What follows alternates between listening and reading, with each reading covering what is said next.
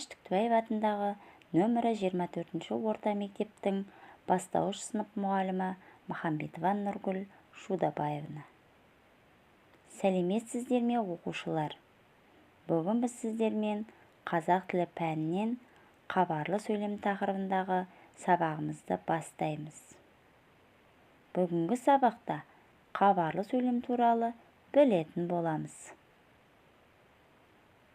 Бүгінгі сабақта бір тақырыпта жазылған мәтіндердің ұқсастығы мен айырмашылығын табуды, сөйлем мағынасына қарай тыныс белгілерді дұрыс орналастыруды білетін боласыңдар.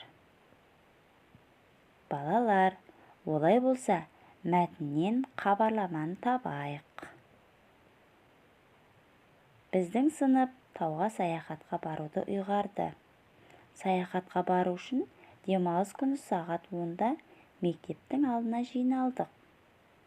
Осы кезде мұғалім бізге өзінің ұялы телефонына хабарлама келгенін айтып, оны бізге оқып берді.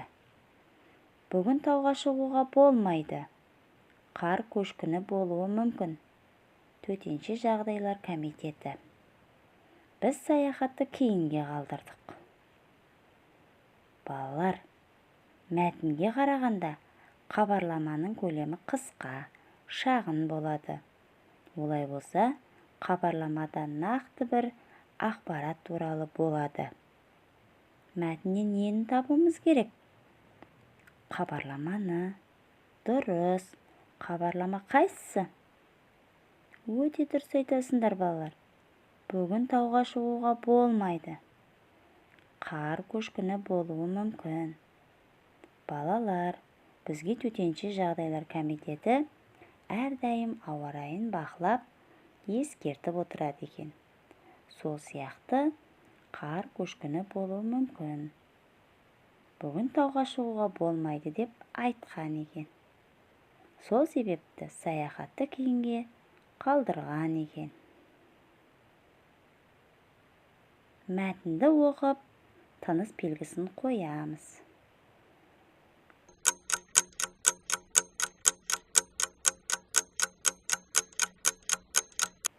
Біздің мектебіміз орталықта. Балалар, біздің мектебіміз орталықта дегеннен кейін ой аяқталып тұр. Демек, нүкте қойылады. Мектептің бөлмелері кең, жарық, терезелері үлкен. Менің сыныбым 2-ші қабатта. Біздің сыныптың оқушылары әдепті. Балалар, нүктеден кейін міндетті түрде бас әріппен жазылады. Мәтінді оқыдық, тыныс белгісін қойдық. Жарайсыңдар, балалар. Енді, балалар, мәтінде неше сөйлем бар екен? Тексерейік. Жарайсыңдар, балалар, дұрыс айтасыңдар. Сендердің жауаптарың менің жауабымен сәйкес келді деп ойлаймын. Қызылмен жазылған әріптер бойынша жұмбақ құрастырайық.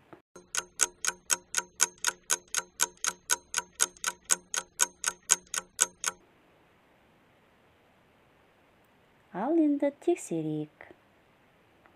Қашық жердің сәлемін тез алып келемін.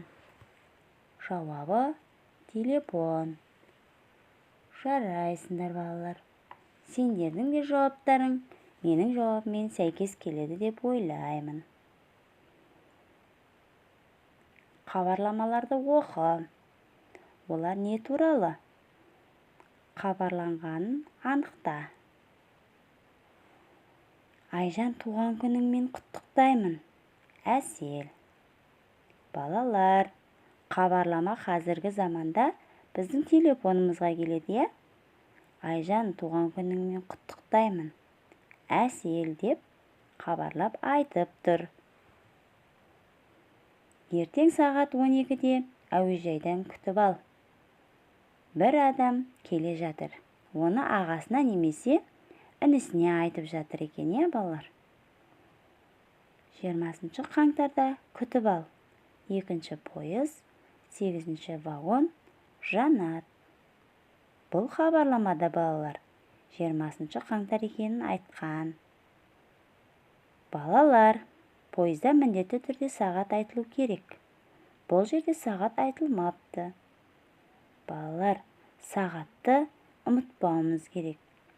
Егер де біз хабарлайтын болсақ, күтіп ал деп сообщение немесе хабарлама жазып жіберетін болсақ, осылай етіп күнін, вагонын, сағатын жазып жіберуді ұмытпауымыз керек. Жарайсыңдар балалар.